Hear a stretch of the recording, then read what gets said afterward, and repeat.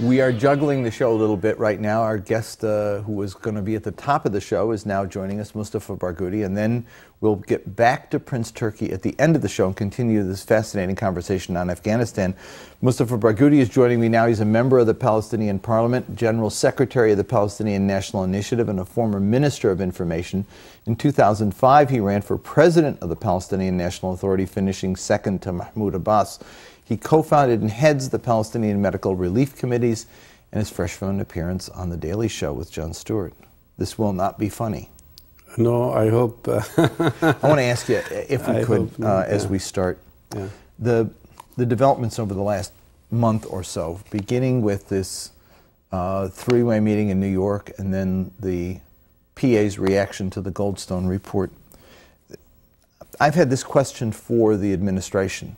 How they could have miscalculated how they did not understand what the Palestinian reaction would be. But how could the Palestinian leadership not understand what the reaction would be when they make those kinds of judgments?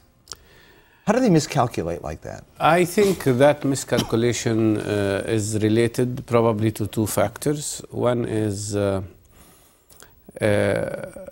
a serious probably weakness in the decision-making process about who makes the decision and who is consulted when this decision is made, especially when it comes to certain vital issues like the Goldstone report. But I think the second factor is lack of sensitivity to public opinion. And that lack of sensitivity to public opinion comes out from time to time, and it's not coincidental in my opinion. And that relates to a long history, actually, in the PLO, where many people maybe probably did not feel accountable enough. But what happened recently with Goldstone report was a very interesting thing, because the public opinion in Palestine, and civil society in particular, practically forced the authority to change its attitude and bring back to the report. And we succeeded there. And we worked hand in hand, and we got a majority that supported the document. The question is what will happen in the future. Well, he bounced back from it, asserting that he'd bring the report back. He also toughened his position on settlements, again reasserting no negotiations without. Is this going to help him? Does his responding to this movement from the bottom help him? His poll numbers were looking good. I haven't seen a poll since this, but I would assume that he has been hurt. Where does he stand right now? He definitely, this has cost him certain damage, and that's for sure. Now, I think the future will depend, or the position will depend on how much he will stick to his position about settlements. He will face serious pressure to this week end, because he will be meeting with the Secretary of State and Mr. Mitchell and others, who probably are going to push for initiating negotiations without freeze of settlements, at least without freeze of settlements in Jerusalem. And I think that would be a very important turning point, if, especially that we had a Central Council meeting of the PLO, in which came up with two very important decisions. One is that the authority has to stick to its position of not allowing negotiations without freeze of settlements. And also, there was a very clear decision for the first time after 4 trials. We've tried this 4 times. Finally, we got it, which is that the Hague report, the Hague resolution about the wall has to be brought back to the United Nations General Assembly, demanding actions to implement it, and if Israel does not do that, there will be demands for sanctions. Okay, here's one of the things that has. Let me just say first from the U.S. side that what concerned me about the miscalculation was that an incredible sensitivity to the internal Israeli debate, and no recognition that there is an internal Palestinian dynamic as well. And that causes their tone deafness to one side and their extreme sensitivity to sound of all sorts on the other side.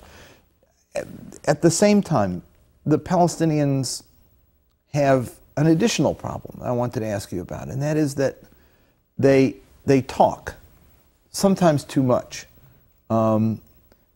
going out on a limb, boxing themselves into a corner. We won't do this, or this is the end. I can't tell you how many times I've heard this is the end of the peace process.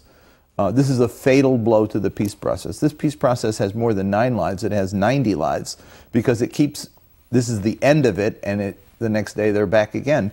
And so, and then when they do, after, if we'll vote on Goldstone, Goldstone must happen the very, day that they're backing down. But then they don't even try to spin the decision to explain why they did it. I mean, even if they'd come forward and said, we had to do it because the pressure was unbearable to do it. Don't they get the fact that their words hurt them? Again, I think you're touching on a very, very important point, very, very important point, because first of all, this relates to the fact that due to the division in Palestine between Gaza and West Bank, Hamas and Fatah, the whole democratic system was hurt. And the Legislative Council have been marginalized. The judiciary system is very weak, and there has been fusion of power, if I might say so, in the executive authority, whether in the West Bank or in Gaza. And that is not helpful, because that hurts the process of democratic decision-making. And that's what we need to get out of, because at the end of the day, and here comes the most important issue, I don't believe peace can be made without it being made between 2 democracies. You cannot impose an agreement from one side on the other. Maybe it can be imposed for a while, but nobody will keep it. So one essential part that I think the people still here in the United States are not paying sufficient attention to is how much it is important to have a true democratic representative system in Palestine for the sake of peace.